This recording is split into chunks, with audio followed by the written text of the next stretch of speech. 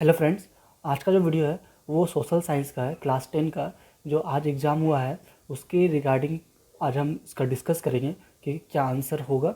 और आप अपना कमेंट ज़रूर करें कि आपका आंसर क्या था। ठीक है, तो चलिए स्टार्ट करते हैं। ये सेट 4 का आंसर है, क्वेश्चन पेपर सेट नंबर 4 है। टोटल जो है ये 40 मार्क्स का था। ओके, 40 मार्क्स का है और 90 मिनट्स का है। ठीक है, तो चलिए स्टार्ट होता है। Section A. तो सेक्शन ए का जो पहला क्वेश्चन है वो देख रहे हैं, industrialisation begin in which of the following European country in the second half of the 18th century. तो इसका option D is the correct answer. Okay, which of the government were mainly driven in Europe after the defeat of Napoleon in 1815। तो इसका जो answer होगा, इसका answer जो आपका होगा कंजर्वेटिव होगा इसका। ठीक है, क्या होगा? कंजर्वेटिव होगा। Okay, now to move to the question number third. तो क्वेश्चन नंबर थर्ड क्या कहता है कि which of the following group of countries collectively defected Napoleon in 1815। तो इसका आंसर जो है ये 1 is the correct answer. Okay, अब आता है question number 4। In which of the following country did the first liberal and nationalist upheaval take place in July 1830। तो इसका आंसर जो है option A is the France is the correct answer. Okay, comes to the question number 5. Who among the following remarked when France sneezed the rest of the European catches cold? ये जो statement है वो कौन remark किया था? Option number B is the correct answer. Okay, अब आता है क्वेश्चन नंबर 6। क्वेश्चन नंबर 6 क्या था? Who among the following was the architect for the unification of Germany. इसका जो है आंसर ऑटो वन बिस्मार्क। इसका जो आंसर 6 का ए हो जाएगा। ओके, अगला पेज चलते हैं। क्या कह रहा है क्वेश्चन नंबर 7 जो है? क्वेश्चन नंबर 7 जो है, who among the following had sought to put together a coherent programme for a unitary Italian republic during 1830s में। ठीक है, तो ये इसका जो आंसर है, इसका आंसर जो होगा option C is the correct answer. Mazzini is the correct answer. Okay, question number 8। In which of the flowing states is overgrazing the main reason for the land degradation. तो इसका जो answer है option है महाराष्ट्र, पंजाब, हरियाणा, उत्तर प्रदेश। तो इसका जो answer जो होगा Maharashtra is the correct answer. Okay, question number 9। Question number 9 क्या कह रहा है? Identify the soil which range from red to brown in colour and saline in nature. तो इसका आंसर जो है arid soil is the correct answer. Okay, now to move to the 10। Which of the following force leads to maximum soil erosion in plain. तो plain में जो है glacier तो plain में होता नहीं है, तो इसका जो ज़्यादा मोस्ट प्रोबेबिलिटी जो आंसर लग रहा है हमें वो सी होना चाहिए, रनिंग वाटर। ओके, अब देखिए क्वेश्चन नंबर 11 में आ जाते हैं। 11 में क्या कह रहा है? Deforestation due to mining has caused several land degradation in which of the flowing state. ठीक है, तो ये जो स्टेट है ना, तमिलनाडु तो नहीं हो, गुजरात नहीं है, केरला नहीं, उड़ीसा जो है वो सही आंसर है। ओके, अब आता है क्वेश्चन नंबर 12। क्वेश्चन नंबर 12 क्या कह रहा है? Who among the flowing proclaimed king of United Italy इन 1861। तो 1861 में जो था किंग, उसका नाम था Victor Emmanuel two. Okay, now to 13। Which of the following subject included the union list. Union list में जो था वो था कम्युनिकेशन था आपका। ओके, अब आता है question number 14। Which of the following elements is not included in the Belgium model. Belgium model में कौन सा नहीं है? ठीक है, तो आई थिंक जो है इस क्वेश्चन का आंसर जो है डी जो है सही है। ठीक है, तो there is a community government which has special power of administration. हाँ, 15 में क्या कह रहा है? Which of the flowing countries is example of holding together federation. तो इसका जो आंसर होगा वो option number B is the India is the correct answer. Okay, which of the flowing ethnic communities is in majority in Sri Lanka. तो श्रीलंका में जो है ये जो श्रीलंकन तमिल है, इंडियन तमिल है, मुस्लिम है, सिन्हलीस है। तो ये option D is the correct answer होगा आपकी। ठीक, विच of the flowing subject is included in the state list. तो स्टेट लिस्ट में कौन होगा ये पूछ रहा है, तो इसका ज़्यादा चांस है बी होने का, बिजनेस। ठीक है, activity that helps in the development of primary and secondary sector comes under which of the following sector। तो ये टर्सरी जो है वो होगा। ठीक है, इसका आंसर हो जाएगा identify the correct features unitary form of government from which of the following option। There are 2 or more level of government, different tiers of government, same citizen, each tier of government has its own jurisdiction, the some unit are subordinate to the central government। तो इसका जो option होगा वो D होगा answer. Okay, at the initial stage of development which of the following sector was the most important economic activity. तो सबसे ज़्यादा important जो है वो आपका प्राइमरी सेक्टर जो है बहुत इंपॉर्टेंट सेक्टर में आता है, ठीक है। 21 में आते हैं। 21 में क्या कह रहा है कि activities in which natural product are change into other form comes under which of the following sector, तो secondary is the correct answer हो जाएगा, ठीक है। The product receive by exploiting natural resource comes under which of the following sector, तो ये primary इसका correct answer हो जाएगा, ठीक है। फिर उसके बाद आता है 23, which one of the flowing factor is mainly responsible for declining water level in India, तो इसका जो आंसर होगा ओवर यूटिलाइजेशन जो होगा इसका करेक्ट आंसर हो जाएगा, okay. Which of the flowing subject is included in the concurrent list, concurrent list का एक पार्ट है तो वो कौन सा होगा, मैरिज हो जाएगा, ठीक है। मैरिज एंड डाइवोर्स होता है तो इसमें मैरिज दिया हुआ तो मैरिज जो है इसका आंसर हो जाएगा, ओके। अब आता है अगला क्वेश्चन, क्या कह रहा है अगला क्वेश्चन है टू स्टेटमेंट दिया हुआ after Russian occupation is Poland and Russia, तो इसका आंसर तो मैं क्लियर नहीं हो पाया तो आप इसको कमेंट में ज़रूर बताएं, ठीक है। कमेंट में कमेंट कीजिए इसका आंसर क्या होगा, ओके। फिर आता है क्वेश्चन नंबर 27 में। 27 में क्या कह रहा है, two statement are given below assertion and reason, मतलब कि दो स्टेटमेंट दिया हुआ है यहाँ पर, ठीक है। तो उसको देख के आपको बताना है कि कौन सा सही है, ठीक है, उसका रीजन सही है कि नहीं।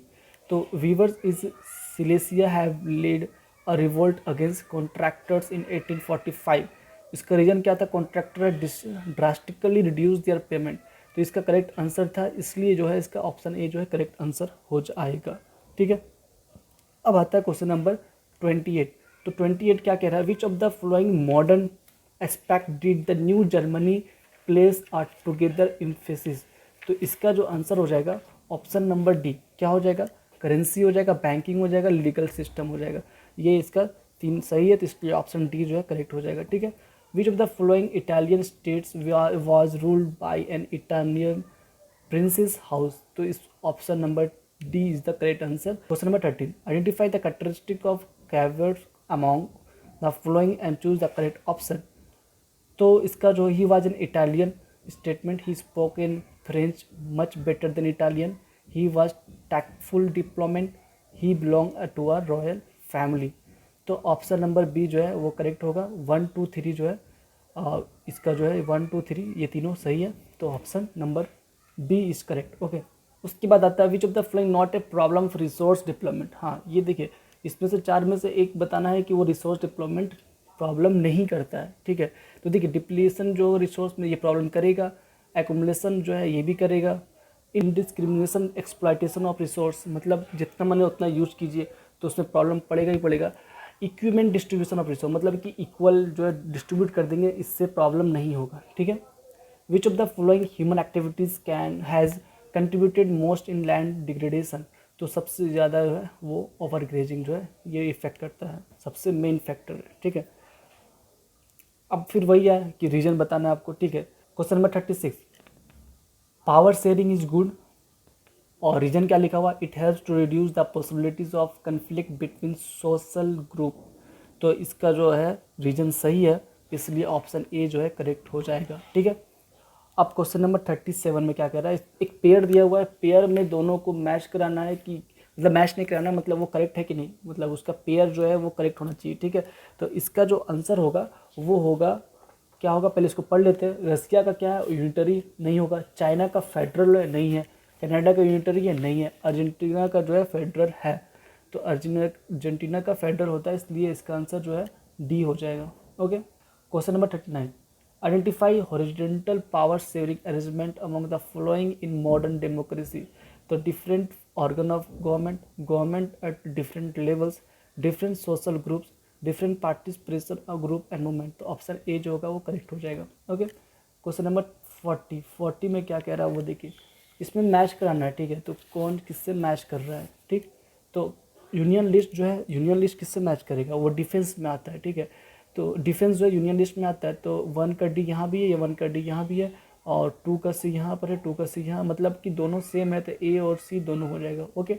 अब आता है क्वेश्चन नंबर 41, तो 41 क्या कह रहा है, which of the following countries is an example of coming together, तो USA is the correct answer, okay. Which is not a integral part of the government, तो ये ऑफिस ऑफ प्राइम मिनिस्टर हो जाएगा, ओके।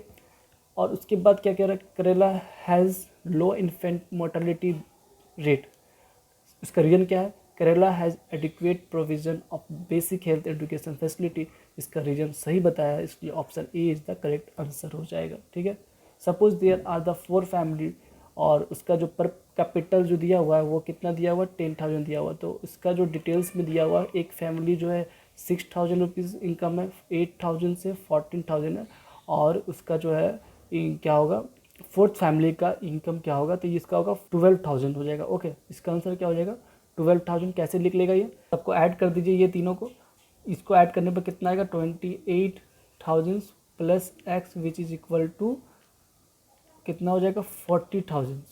ठीक है, और x का value निकल जाएगा 12,000।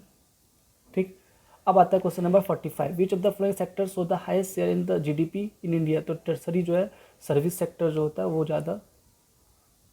ज़्यादा मेन उसका रीजन है हाई उसको शेयर करने का। ठीक है, क्वेश्चन नंबर 46 क्या कह रहा है, which of the following sector is highest share in employment 17-18 में। तो ये इसका ऑप्शन ए होना चाहिए। ठीक है, एक बार आप श्योर हो जाइएगा। ठीक है, क्या इसका आंसर होगा बता दीजिएगा हमें कमेंट में। 47 में इसका एक स्टेटमेंट दिया हुआ है, स्टेटमेंट को पढ़ने को दिया, उसके बाद फिर आंसर करना हम लोगों को। तो how is primitive subsistence agriculture related with झूमिंग। तो ये उसका ऑप्शन होगा shifting cultivated. Okay, cultivation.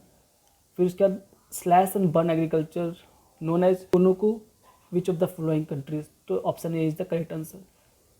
Slash and burn agriculture is known as roca in which of the following is country. तो ब्राजील जो है करेक्ट हो जाएगा। ठीक, इसका 50 में देखिए क्या कह रहा है, 50 में कह रहा है कि प्रॉब्लम क्या है झूमिंग कल्टिवेशन का, तो इसका लो प्रोडक्टिविटी है। Option number D is the correct answer. ना 51 में देखिए in India slash and burn agriculture known as bewar in which of the flowing state. कौन सा स्टेट में है, ये एमपी में है, मध्य प्रदेश में। ठीक है, क्वेश्चन नंबर 52 में क्या कह रहा है, इसको क्या करना मैच करना। ठीक है, तो मैच करेंगे तो ये क्या होगा, ऑप्शन नंबर 1 होगा, आंध्र प्रदेश जो होगा वो पेंडा होगा, तो इसका आंसर 1 का सी हो गया। तो इसके लिए answer 1 is the option A is the correct answer. Okay, अब इसका स्टेटमेंट दिया हुआ है, इसको जो है इसके बारे में बताना है। तो लक्ष्मी जो है किससे रिलेट कर रहा था, प्राइमरी से। ठीक है, और इसका जो लक्ष्मी किससे category of farmer Laxmi related to, I think इसका जो आंसर होना चाहिए वो एग्रीकल्चर लेबरर होगा। ठीक है, और which of the following sector is under employment scene is the maximum. तो agriculture is the correct answer. Okay, उसके बाद 56 में आ जाइए, तो construction of dam and canals create employment at large number in rural areas, so adjustment of large number of unskilled labours. Okay, option C is the correct answer. 57 में क्या कह रहा, which one of the following is the main result of increasing irrigation facilities in the field of agriculture। तो increase in production, change in cropping pattern, promote high yield of growth। तो change in productivity होगा इसमें। Okay, option B is the correct answer. Which of the following means irrigation generally comes under the public sector. तो canal जो होगा वो सही होगा। Okay, उसके बाद क्या है, मैप में मार्कआउट किया हुआ पहले से, उसको पहचानना है कहाँ पर है। तो ऑप्शन मतलब जो मार्क किया हुआ ए से कहाँ पर है और बी कहाँ पर है। ओके, तो ए जो है देखते क्या क्वेश्चन है, which of the following dams is located in Orissa. तो उड़ीसा में जो होता है वो हीराकुंड जो है वो करेक्ट होगा। ओके, और उसके बाद जो है एक और दिया हुआ जूट जो है लार्जेस्ट प्रोड्यूसर जो है जूट कहाँ होता है, तो वेस्ट बंगाल में होता है। तो इसका भी वेस्ट बंगाल हो जाएगा और इसका भी वेस्ट बंगाल हो जाएगा। ये फिजिकली इम्पेयर्ड के लिए था ये। ठीक है, और ये जो देख पाते। ओके, तो ये आज के लिए डन हो गया। आई होप कि आपको ये अच्छा लगा होगा। तो अच्छा लगा इसको सब्सक्राइब कीजिए ताकि अगला जो वीडियो होगा वो तुरंत आपके पास पहुंच जाए।